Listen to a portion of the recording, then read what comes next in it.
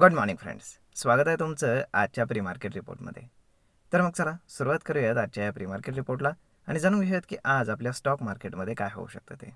त्याआधी तुम्ही जर चॅनलवर नवीन असाल तर चॅनलला सबस्क्राईब करायला विसरू नका. तर मग चला सुरुवात करूयात आजच्या या व्हिडिओला. मित्रांनो, काल आपल्या मार्केटमध्ये एक चांगलं सेशन पाहायला मिळालं. एक बाउन्स बॅक आपल्याला मार्केटमध्ये पाहायला मिळाला. त्यानंतर काल रात्री US मार्केट हे ॲक्च्युअल पॉझिटिव्ह क्लोज झालं होतं, परंतु बंद होताना मात्र नेगेटिव्ह क्लोज झालेलं आहे. त्याच्यामागे बेसिकली रिझन आहे ते म्हणजेच गॅपअप होण्यामागे सगळ्यात आधी महत्त्वाची कारणं म्हणजे की ट्रम्प आणि त्यांचे जे काही बाकीचे साथीदार आहेत, ट्रेजरी मिनिस्टर असतील, त्यानंतर इलॉन मस्क वगैरे, ह्या सगळ्यांनी दिवसभर बऱ्याच साऱ्या चॅनल्सला इंटरव्ह्यूज दिले होते आणि त्यामध्ये त्यांनी सांगितलं होतं की बरेचशा कंट्रीज आमच्यासोबत निगोशिएट करत आहेत आणि त्याच्यावरती आता काम चालू आहे. परंतु जेव्हा ॲक्च्युअल मार्केट सुरू झालं तेव्हा मार्केट पॉझिटिव्ह ट्रेड करत होतं. परंतु ट्रम्पने काय सांगितलं की जर चायनानं ते 34% टॅरिफ जे अमेरिकन गुड्सवरती लावलेले आहेत ते जर काढले नाहीत तर अमेरिका अजून 50% टॅरिफ इम्पोज करणार आहे आणि तेही आजपासून ॲप्लिकेबल होणार आहे. म्हणजेच आजपासून ते आता ॲप्लिकेबल झालेलं आहे. टोटल चायनावरती आता 104% टॅरिफ झालेलं आहे की जे खूप हायली आहे. म्हणजेच काय की चायनावरनं अमेरिकेमध्ये जाणारे जे गुड्स आहेत तर त्यांची किंमत आता दुपटीपेक्षाही जास्त होणार आहे. मग तुम्ही विचार करू शकता.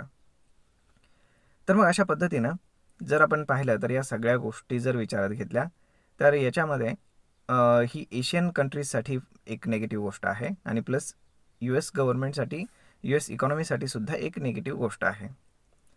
त्यामुळे US मार्केट हे चांगल्यापैकी पडलेलं आहे. म्हणजे ऑलमोस्ट नॅसडॅक 2% आसपास पडलं आहे आणि बाकीचे जे आहेत 1-1.5% आसपास पडलेले आहेत.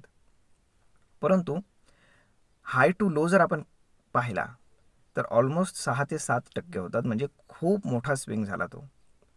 त्यामुळे US मार्केट हे पूर्णपणे सध्या डोनाल्ड ट्रम्प ड्राईव्ह करत आहेत. ते जे सांगतील तेच होणार आहे. जर आपण मोस्टली एशियन मार्केट जर आता पाहिले तर मोस्टली निगेटिव्हच आहेत.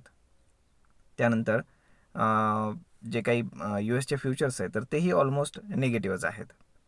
आणि गिफ्ट निफ्टी जर आपण पाहिलं तर गिफ्ट निफ्टी इंडिकेट करते की मार्केट साधारण 150 ते 200 पॉईंट गॅप डाऊन ओपन होणार आहे. तर आता ॲक्च्युअल मार्केट कुठे ओपन होईल ते पाहणं जास्त गरजेचं आहे. जर आपण ओपन इंटरेस्टच्या हिशोबाने जर मार्केटचा सपोर्ट पाहिला तर तो येतो 22,000, साधारण 22,270च्या आसपास. ओके, म्हणजे त्याच्या खाली जर मार्केट जाऊन ट्रेड करू लागलं तर मग मात्र मार्केटमध्ये एक पॅनिक सिच्युएशन तयार होईल आणि मार्केट अगदी 22,000पर्यंत जाईल. त्यानंतर आपण जर पाहिलं तर हायर साईडला कॉल रायटर्स खूप जास्त बसलेले आहेत. त्यामुळे एवढ्या इझिली मार्केटला वर जाऊ देतील असं वाटत नाही. त्यातल्या त्यात उद्या इंडियन मार्केटमध्ये हॉलिडे आहे. त्यामुळे निफ्टीची एक्सपायरी आजच होणार आहे. ओके, त्यामुळे मार्केट एका रेंजमध्ये ठेवण्याचा प्रयत्न केला जाईल. परंतु दोन गोष्टी आहेत. एकतर सकाळी 10 वाजता RBIची मीटिंग आहे आणि त्यामध्ये रेट कट होण्याचे चान्सेस आहेत. जर रेट कट झाला तर ती एक गुड न्यूज असेल मार्केटसाठी. त्यानंतर उद्या हॉलिडे आहे. त्यामुळे पोझिशन्स कॅरी आऊट करून जातील का लोक ते सांगता येत नाही. त्यामुळे फार व्होलॅटिलिटी मार्केटमध्ये राहण्याची शक्यता आहे. परंतु मार्केटला रेंज बाउंडसुद्धा ठेवण्याचं काम केलं जाऊ शकतं. जर आता आपण प्रोप्रायटरी ट्रेडर्स आणि बाकीचा डेटा जर पाहिला तर FIIs आणि प्रोप्रायटरी ट्रेडर्स तर हे निगेटिव्ह पोझिशन घेऊन बसलेत आणि जे रिटेल पीपल्स आहेत तर ते पॉझिटिव्ह पोझिशन घेऊन बसलेले आहेत. तर आता याच्यामध्ये कोण जिंकतं ते पाहणं जास्त गरजेचं आहे. जर आता आपण US आपले जे ADRs काम करतात त्यांचा जर डेटा पाहिला तर त्या हिशोबाने फक्त HDFC बँकचा ADR ग्रीनमध्ये क्लोज आहे. अदरवाईज बाकीचे रेडमध्ये क्लोज आहेत. म्हणजे इकडे IT आणि बाकीच्या ज्या काही गोष्टी आहेत तर त्या काही फार सपोर्ट करताना दिसत नाहीत. परंतु बँकिंग मात्र सपोर्ट करताना दिसते. त्याच्यामागे बेसिकली रिझन असा आहे की आता RBIची मीटिंग आहे आणि त्यामध्ये काही पॉझिटिव्ह गोष्टी समोर येऊ शकतात. तर पाहूयात काय घडतं ते.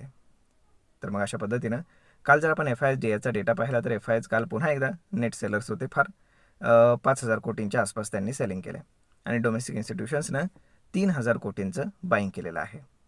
त्यामुळे मार्केटनं थोडासा तग हादरलेला आहे. परंतु आज पाहणं जास्त गरजेचं आहे की मार्केट कुठे क्लोज होतं ते. कारण उद्या एकतर आपल्याला सुट्टी आहे, परंतु वर्ल्ड मार्केट मात्र चालू राहणार आहेत. त्यामुळे बऱ्याचशा गोष्टी मार्केटमध्ये अनसर्टन आहेत आणि त्यामध्ये मार्केटमध्ये इंडिया विक्स वाढलेला असल्यामुळे मार्केटमध्ये मुवमेंट आपल्याला खूप जास्त पाहायला मिळणार आहे, आयदर वरच किंवा आयदर खाली. छोटे छोटे मुवमेंट्स होणार नाहीत, हे लक्षात घ्या. तर मग मित्रांनो, आय होप तुम्हाला हा व्हिडिओ, ही माहिती नक्कीच ट्रेड आणि इन्व्हेस्टमेंट करण्यासाठी उपयोगी पडली असेल.